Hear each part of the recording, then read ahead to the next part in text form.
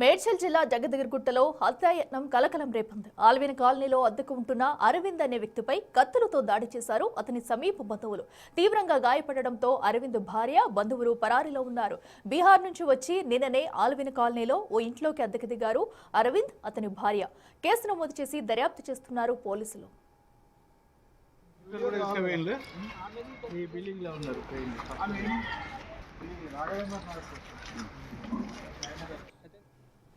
ఉంటే పిల్లలు చూసి ఆపి అన్న ఈడ ఈడ ఏమో అయింది అని వచ్చేసరికి చూస్తే దగ్గర ఒక 20-30 మంది ఉన్నారు. ఈడ అయితే వచ్చి చూసే వరకు ఆడ పడి ఉన్నాడు. ఆయన మొత్తం గిలగిలా కొట్టుకుంటున్నాడు. అయితే చూసి అప్పుడే నీళ్ళు తాగిపిద్దామంటే వద్దొద్దు అన్నారు. అయితే అప్పుడే 100కి కాల్ చేసిన, మళ్ళీ అంబులెన్స్కి కాల్ చేసిన. రాగానే వాళ్ళు వచ్చిర్రు. మళ్ళీ అంబులెన్స్ వచ్చింది. అంబులెన్స్ వచ్చి వాళ్ళు చూసిర్రు. మొత్తం ఇటు చూడగానే అయితే పేగులు అనేది బయటికి వచ్చినాయి. మళ్ళీ ఈడ కాటు పడ్డది. ఇంకా ఈపులో కూడా కొన్ని గాయాలు అయినాయి ఆయనకి. ఎవరు చేసిరన్న ఏమైనా ఐడియా ఉందా?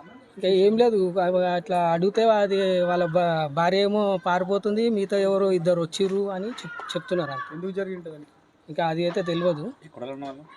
ఇంకా నిన్ననే వచ్చిర్రంట. అయితే ఓనర్ చెప్తుంది.